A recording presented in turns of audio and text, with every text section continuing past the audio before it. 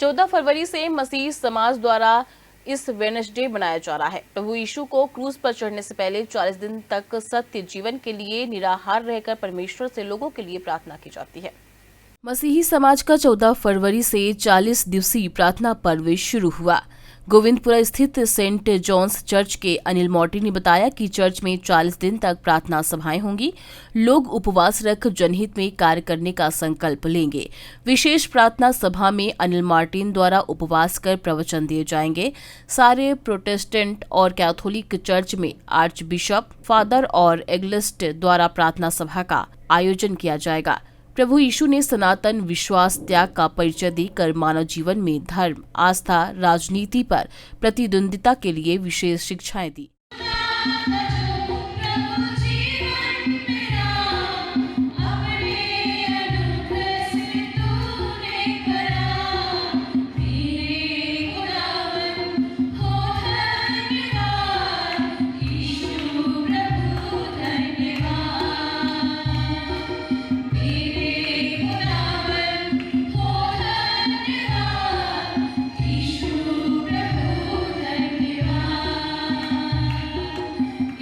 जी हाँ, प्रभु यीशु मसीह के क्रूस की मृत्यु से पहले प्रभु यीशु मसीह ने 40 दिन 40 रात निराहार रह करके निर्जन स्थान पर अपने शरीर को नियंत्रण करते हुए परमेश्वर पिता के साथ अपना पवित्र संबंध बनाए रखा था और पिता से प्रार्थना कर रहे थे कि वे जिस मकसद से संसार में भेजे गए हैं उस मकसद को पूरा करने के लिए वो पूरी रीति से एकाग्रचित होकर के अपने पिता से प्रार्थना करते रहे कि मानव जाति के कल्याण और उद्धार के लिए, क्योंकि मनुष्य मोक्ष पाने के लिए सांसारिक रीति विधि के धर्म के काम कर रहा था, लेकिन मनुष्य के धर्म के काम उसके सामने फटे हुए चटने के समान था परमेश्वर के सामने।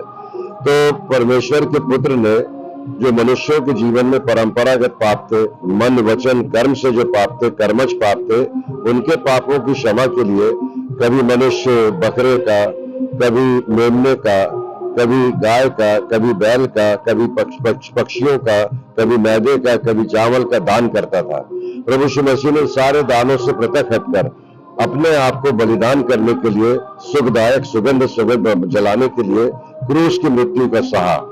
और ये 40 दिन उन्हीं दिनों की प्रार्थनाओं के स्मरण में किए जाते हैं। और प्रभु यीशु मसीह ने जो उपवास रख करके मनुष्यों के लिए उद्धार दिया, हम भी कोशिश करते हैं कि अपने शरीर पर नियंत्रण करके, अपने सोच और विचार पर नियंत्रण रखे, नकारात्मक बातों से बचे रहे, सकारात्मक बातों की ओर आगे बढ़े, क्योंकि हर एक व्यक्ति के जीवन के लिए ईश्वर ने कोई ना कोई लक्ष्य ठहराया है और उस लक्ष्य की प्राप्ति और समझने के लिए अवश्य है कि मनन करें, मेडिटेशन करें, प्रार्थना करें, धन्यवाद दें।